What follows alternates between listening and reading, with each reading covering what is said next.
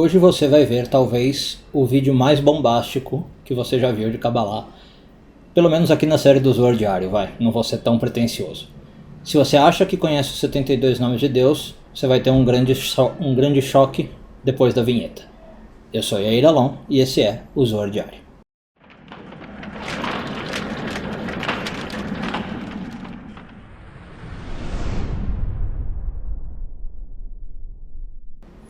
Essa semana continuamos lendo a porção de Vayechi. Vamos focar nos parágrafos de 12 a 14 do Zohar. A gente vem discutindo uma conexão entre Tiferet e Esod, representada na relação de Jacó com José, Jacó com seu filho José, e a gente discutiu algumas vezes que Jacó tem duas facetas, digamos assim, Jacó e Israel. Ele tem um nome dos primeiros anos de vida, quando ele ainda não tinha uma elevação espiritual. Depois ele ganhou o nome Israel, depois da luta com o anjo. E vimos que a própria Tiferet então tem duas facetas, representadas inclusive por Jacó e Moisés. Tá? Bom, hoje a gente vai aprender então uma coisa bem interessante que muita gente não fala, não divulga. Eu sinceramente não sei se é porque as pessoas não sabem, ou enfim, porque não querem divulgar e ficam retendo aí alguma informação. A Tiferet, ela tem uma dualidade, então, digamos assim, que ela tem um nível mais elevado e um nível mais baixo. Depende de como a gente está se comportando, ou depende de como o mundo está sendo regido, essa Tiferet ela vai estar em dois níveis. Não é que são duas Tiferets, tá? É uma só. Só que a gente fala que ela pode estar mais inclinada para a linha da direita, mais inclinada para Hesed e sugando mais energia de Hesed, ou ela pode estar inclinada mais para a esquerda, para a linha de Gevurah, tá? Sugando ali mais energia dali. Então ela está, claro que sempre ali no mesmo lugar, é a mesma Tiferet, mas ela pode ter uma leve movimentação. E aí o Zohar ensina que Moisés tinha uma canalização muito boa dos dois estados de Tiferet, como através do cajado dele. Pouca gente sabe, mas no cajado de Moisés estavam escritos 72 nomes de Deus. E aí a bombástica, que eu falei no começo do vídeo muita gente conhece os 72 nomes que ficaram famosos, Todo mundo já deve ter visto aquela tabelinha com 72 nomes de Deus. Mas a verdade é que existem mais 72 nomes de Deus. Aqueles 72 que ficaram popularizados são os nomes ligados a Gevurah.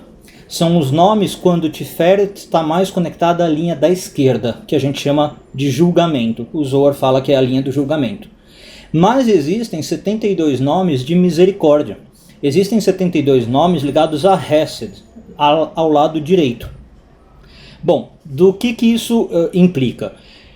A gente sabe, estudando cabalisticamente, que o mundo ele é uma mistura dessas duas energias, de Hesed e de Gevurah. Tem horas que o mundo está mais Hesed, tem horas que o mundo está mais Gevurah, tem horas que Deus está mandando mais uma coisa ou outra para o mundo. Um cabalista, por exemplo, quando ele vai fazer uma atividade prática, como uma meditação ou como uma cura, ele deveria, no mundo ideal, saber se ele tem que usar, por exemplo, os 72 nomes de Hesed ou os 72 nomes de Gevurah. E em geral não é o que se ensina por aí, As pessoas ensinam só o nome de Gevurah. Claro que são nomes poderosos, eles têm muita força, mas eles têm ali uma limitação também. Eles servem para Gevurah, eles trabalham como Gevurah.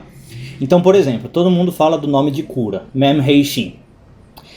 Bom, primeiro o engano é que o Mem Hei Shin não é propriamente um nome de cura. Ele facilita a cura, mas não é bem o nome de cura. Existem nomes melhores para isso. Mas vamos supor que você fala do Mem Hei Shin. O Mem Hei Shin, ele faz uma cura por meio da esquerda. O que significa isso? Por meio de energia de remoção, de retirada, de eliminação, que são todas ligadas a Gevurah. Certo? Então vamos lá, vamos supor que eu preciso qualquer dessas forças no meu corpo. Vamos supor, Deus nos livre, uma pessoa com câncer. Tá? O Mem Hei Shin, como o nome de Gevurah, é muito bom. Ok? Porque ele está extirpando o câncer, eliminando e reduzindo o câncer. Agora vamos supor que eu preciso algo ao contrário. Eu preciso expandir alguma coisa no meu corpo. Eu preciso aumentar, eu preciso fortalecer. Vamos supor, um exemplo clássico, uma pessoa que tem o sistema imunológico enfraquecido.